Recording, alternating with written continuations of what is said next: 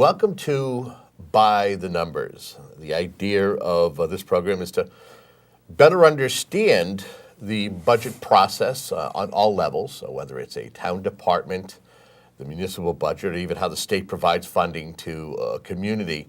Now, the mission of the show is to talk to local stakeholders and get their insight on the town's financial picture and gain a perspective on the process. Now, today's guest is a long-serving member of the Whitman Board of Selectmen. We welcome Dr. Kowalski.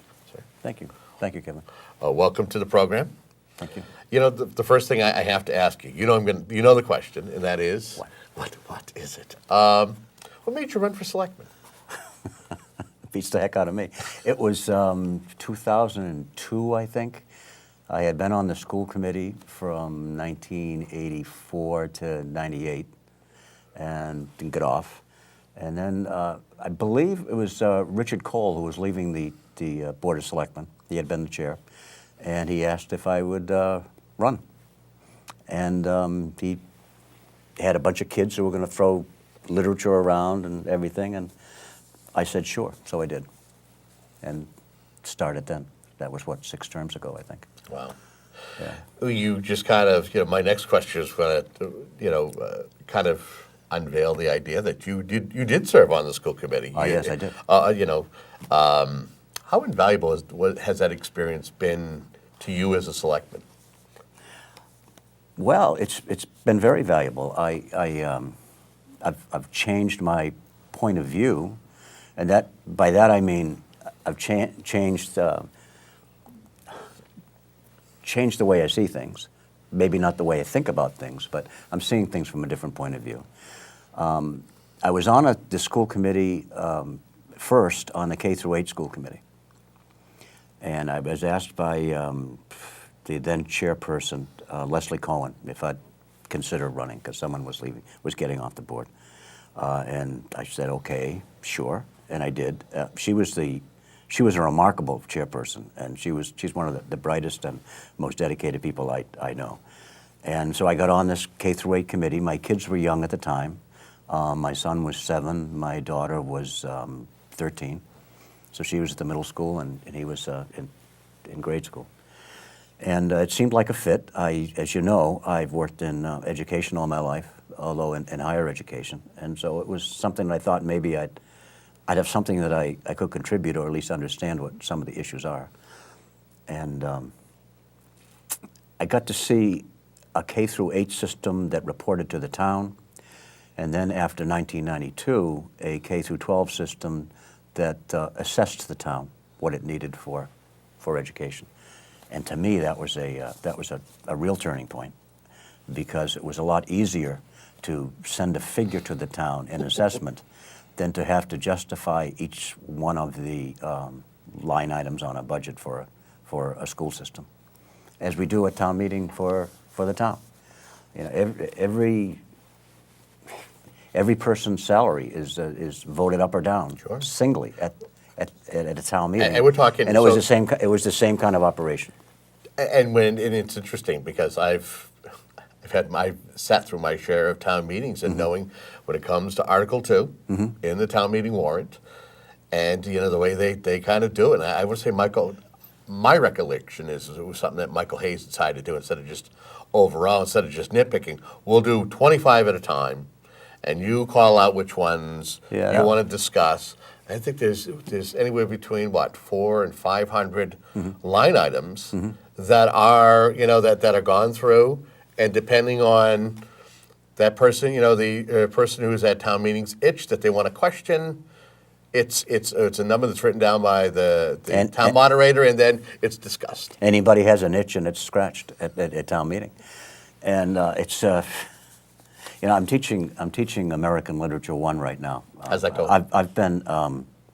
I've been retired from my full-time job since 2009. I teach a couple of courses. Right now we're in the American Lit 1. And so we've talked some about the history of town, not the history of town meeting, but the nature of town meeting, the nature of instead of being governed by a single ruler, it's that all of the citizens in the town have a voice, and that's the way It's the way our town meeting in Whitman still runs. And when you were on a school committee back in the 80s, it was a difficult row to hoe to get your budget through. It taught me a little bit about the relationship between the schools and the town, some legalities. And so I stopped being resistant to the move by people from Hanson to regionalize K through 12. We had been asked by the people in Hanson to consider regionalizing K through 12, and we were kind of proud of our schools in Whitman, and we didn't want to do that. I didn't want to do that. But after that particular experience in that meeting, I said, you know, we ought to look at this more carefully, and we eventually did regionalize, which at the time saved the town and the schools because of the influx of extra state aid that we received. The state aid went to the schools. It didn't go through the town anymore. It went right to the schools, which is the way it is now. Now apparently that state aid hasn't continued to come at the same rate. And so that puts us in the pickle that we have today. But regionalization made it a lot easier for a school committee person to present a case to its town. It didn't have to go through what we do at town meeting in Article 2 for everybody else. So that, yeah, the experience as a school committee person helped me learn a little bit about government. And since I've been in the selectmen, it hasn't dissuaded me from backing the schools, and the people know that. I think that people come to our town because we have good schools. We have good schools. We have other good town services. At this moment, Yes, the town has Yep. a $3 million deficit, somewhere in the Yes. neighborhood of $3 Right. million. Right. What is the conversation right now, without making this a time-sensitive issue, that is, you know, what has the conversation been to deal with this deficit, knowing that this is kind of a first for the town? It was something that was foreseen last year, and there was a discussion, and knowing that you are in a partnership in a school district. Well, and we have to go back to last year to really understand this year. Last year, the schools came to us with a request of I think it was a 9.5% increase, almost a 10% increase in their budget. And there was, I think, some kind of a preliminary agreement to maybe only them a 5% increase in the assessment. I'm talking about the assessment, not the budget. And we had some discussions about it. And interestingly enough, at a selectmen's meeting, Selectman Bezanson, who is a real conservative when it comes to spending money is concerned, he thought that it was time for the schools not to have to beg for money after everybody else gets theirs. He thought maybe we ought to give them what they need. First, right. And he made the motion. It was probably difficult for him to make because of his conservative business political background, but he made the motion, and the motion passed. So we gave the schools a 9.5% increase. Mr. Lynham, the town manager, at town meeting was very clear about the implications of our doing so. That was what we had to do, was we had to take money out of the capital stabilization funds, money that's used for one-time only expenses, and to put it towards this in order for us to have a balanced budget last year. And he said, listen, next year, we're going to be dealing with what we did just now next year. And it's going to mean some really serious thought about the possibility of an override for next year. He couldn't have been clearer at the meeting. So from that time, from last year's town meeting, the town has been on notice that we have a revenue problem. We have a revenue stream problem, and it's not going to be easy next year to deal with it. And now we're at the time when we're going to have to deal with it. How do we deal with it? There've been numbers of discussions at the finance committee level.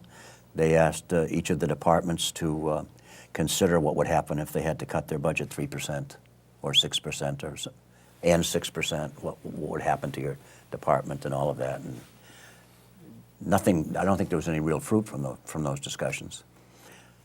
But we have about a $3 million deficit, And there are a couple of things that we are going to have to do to deal with it and still give the schools enough money to serve the students the way they've been serving them.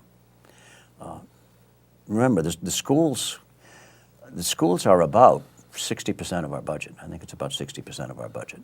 The fire department's about 10. The police department is around 10. DPW is around 6. Schools are somewhere in between 40 and 60% of our total budget. So it's a huge chunk. So in order to deal with it, I think what the conclusion is that we're going to have to ask for about a $2.5 million override and take the money that we've been paying for, go backwards, I'm sorry. We have been paying for the new police station and the repairs to the town hall and the fire department, as you know, out of the levy limit using free cash. We had assumed back in the day when we borrowed the money that we would be able to do that. We have enough free cash. There's a history of enough free cash every year at the end of all of what we do to be able to handle under the levy limit, not increase anybody's taxes, to take care of those capital repairs. We decided that what we need to do is to free up some free cash for capital, basically for capital gains, for capital projects, and to do that, we're going to ask for a debt exclusion of around $700,000. That's about how much money in free cash we give to pay off the bond, and that'll be for another 10 or 11 years that we have to do that. So, debt exclusion and an override is what we're looking at right now, and both of them together are a little over $3 million. Well, let me ask you this: not only as an elected official. Yep. But as a taxpayer, as somebody who has spent more than 3 decades in this town, give me your thoughts, give me your concerns. How do you feel about the current situation? How do you feel about this as to the town being able to get past this point? Well, I'm nervous. I'm nervous about it. I think we need to pass an override. We need to pass the debt exclusion. Otherwise, there are going to be a serious change in the way we do things. We've been a conservative town government for as long as I can recall. Being on the Board of Selectmen, we had a couple of major goals. One was we didn't want to, like other towns, have to lay people off, and we also wanted to keep our taxes as low as we could because we felt that's what our taxpayers wanted. We've done that. We've actually accomplished that. If you were to, and I gave a report on this back last summer. If you were to look at the tax rate that Whitman people pay as opposed to 15 other towns around us, we're like third from the bottom, and that's been fairly consistent over the course of 15 years. Our tax burden is lower than other towns. We also haven't laid any people off. In fact, last year. We succeeded in an override to hire some additional firemen because no fire people had been added to the force for 50 years. Yeah. 50 years. So we're looking good. Our fire department is well staffed. They're well paid. So is the police department. The schools we've been able to handle what the schools ask for, although they've been asking for an awful lot lately. You know, is that including currently? Have we not got the numbers in regards to their latest assessment? Their latest assessment is it's 15% over. 15.1. Yeah, 15.1%. And of that, 60% that the community Whitman has to take on. Exactly, and it is Why is that number so skewed? Why is it what, 60-40? 60-40. For folks who don't, again, the idea of the program is to educate people. Number of students in each town. Kind of a disturbing thing that we heard at a school committee meeting a few weeks ago was that there appeared to be some inequities as far as the way the money is allocated to Hanson students and Whitman students. It was the assistant superintendent that said that in a meeting. He was been asked some questions about. I think somebody may have been talking, because I know this is an issue, about why there has to be in Whitman a lottery for students who want to take foreign language at the middle school. Whereas in Hanson, anybody that wants to take a foreign language at the middle school can take it. And the assistant superintendent admitted, there are some inequities because of just the way you have to manage students and personnel in two different towns. I think they're going to have to work on that. But that's not the issue that's going to cause us a tough town meeting this year. That's something to deal with later on. I'm sure it can be fixed. I have faith in the school committee, and I have faith in the people that manage the schools. However, right now what we're dealing with is a revenue shortfall that we are running up against a wall on. Is there anything that the town can do to generate additional revenue to offset the town's fiscal problems? Is there any way? Well, it's a tough town to increase business opportunities. We keep, as you know, we keep our tax structure equal between commercial and residential. It's called the factor of one. I think Mr. Rosen, when he was on your program, mentioned that. Mm-hmm. And that is not to discourage people from coming here; it's to encourage people to come here. So if you did a split rate, if it did a split rate, it would have a lot more empty buildings than we have right now. It used to be a factory town. It was a town back in the day. This was a industrial town. It's not anymore. It's a residential. It's a residential community. Residential community that doesn't have the wealth that some other residential communities have, personal wealth. We're sometimes we get compared for some reason to the town of Northborough. There's a citizen who shows up at meetings who likes to compare us to Northborough. Northborough has a beautiful long-range plan that they lay out every year. They have a 5-year capital plan. They do things really, really nicely. They have 14,000 people like we do. They also have, about 4 or 5 times as much space as we have, land that we have. We're a small town. They're a larger town. Their per capita income is twice ours. Twice ours. So it's a wealthy community.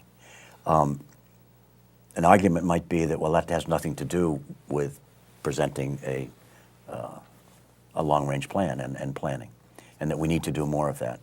I agree. We need to do more of that. However, if you drill, I hate to use cliches, but if you dig a little bit further, you find that Northborough has a town planner and an administrative assistant that reports to the town planner, as well as a town administrator and an assistant town administrator, and 2 administrative assistants in that office.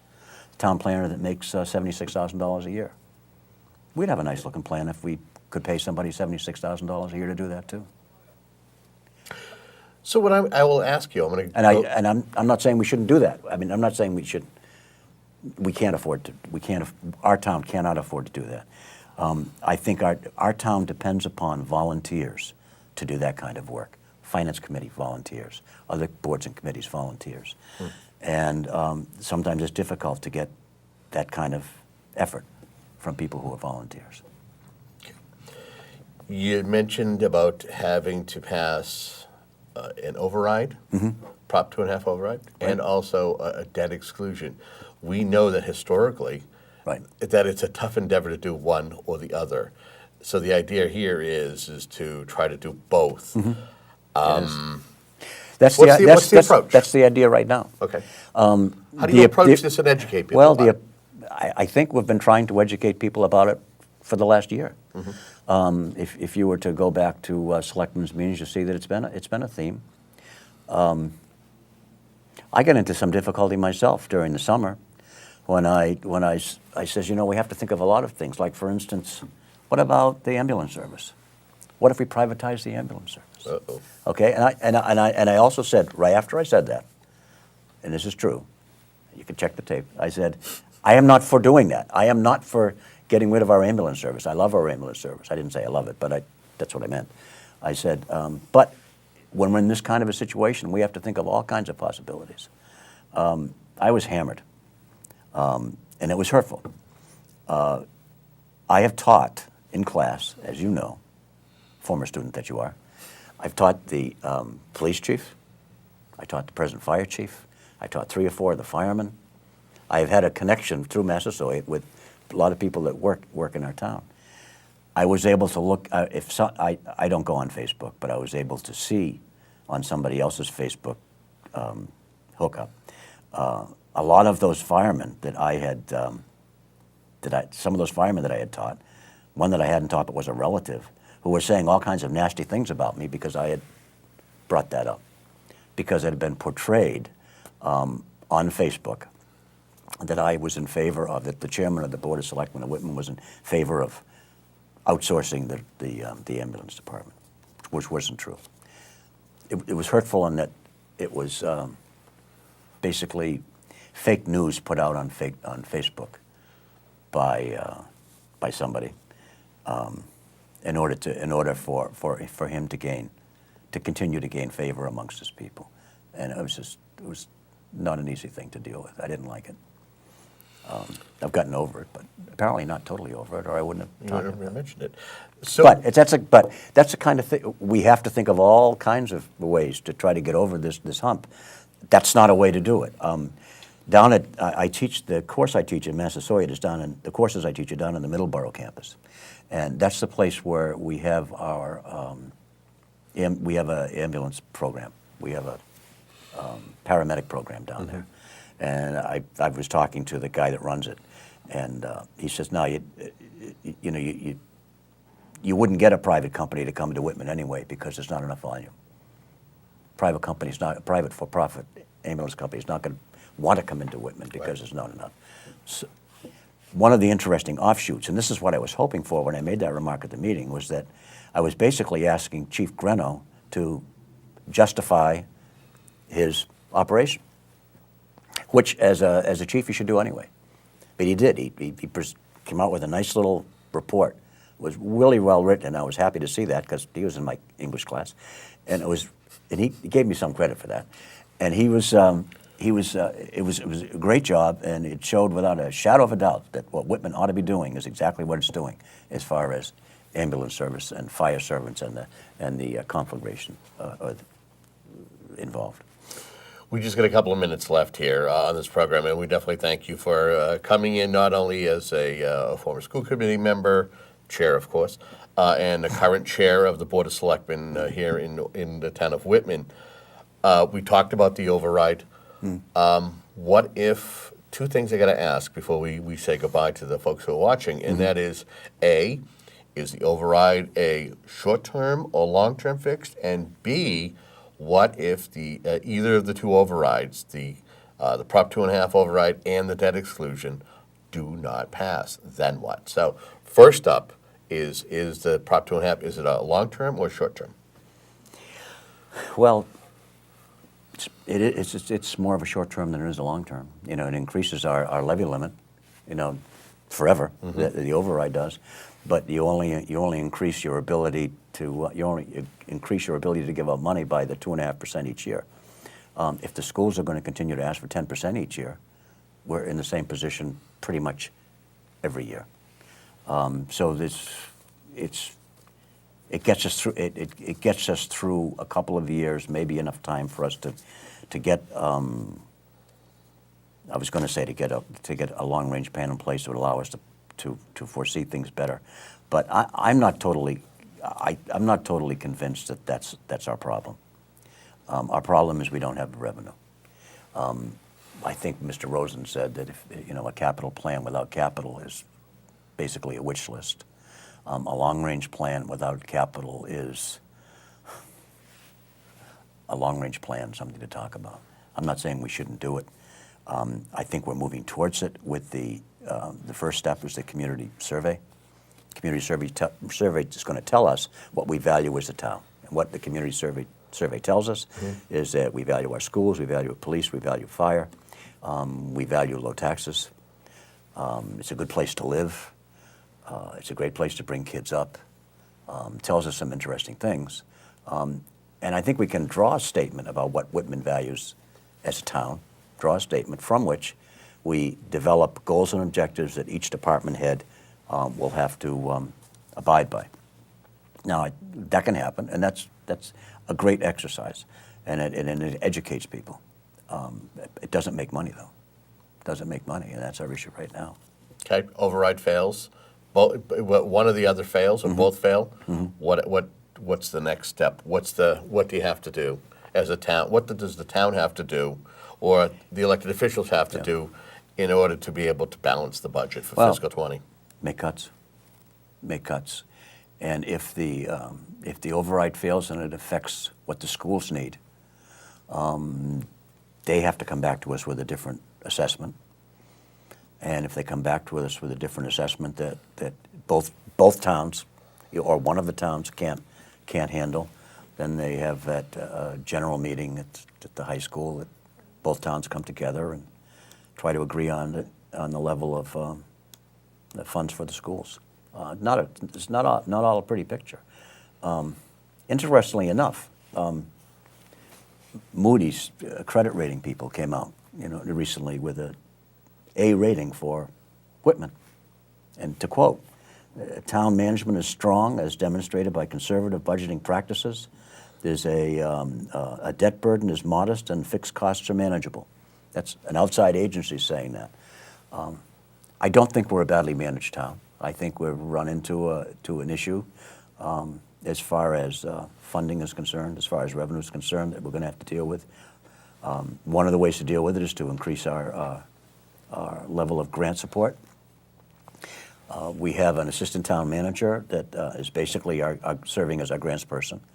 Over the last 2 years, she has developed and managed almost $700,000 in grants in only 2 years' time. Green Communities grants, Metropolitan Area Planning Council grants, Sustainable Materials grants. $700,000 in grants in 2 years. That's the kind of activity that we need. But it took a person to do it. We don't have a robust staffing pattern in town. I mean, we're operating with, as far as the government aspect of the town is, with kind of a lean group. That's how it kept taxes low. Our taxes will have to rise, and that's going to force some people who like our town not to live in our town anymore. And that's not a really pleasant thing either.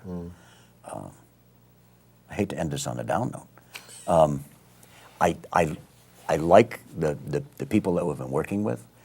If you look at our Board of Selectmen, I've already mentioned Mr. Bezanson, who went outside of his comfort zone to recommend money for the schools last year that some people didn't want to give them.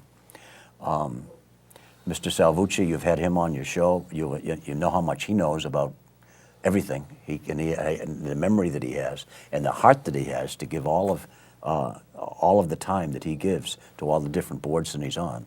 The valuable member of the board.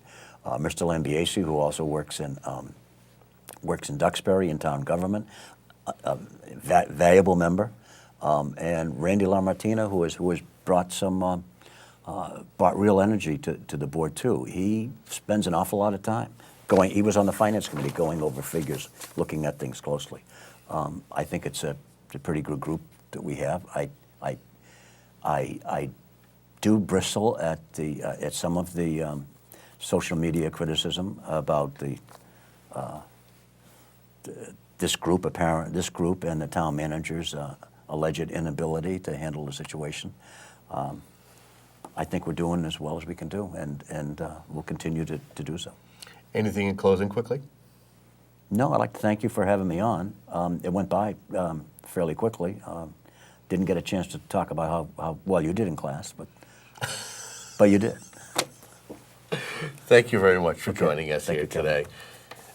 And we thank you for tuning into these programs, as we will continue to bring you these programs with stakeholders and individuals who can add to the conversation and to what's going on with the two towns that we serve, both Whitman and Hanson. If you have ideas for guests, you have questions that need to be answered to better inform you and the folks here in the two communities, info@WHCA.tv. And until next time, you have been watching By the Numbers.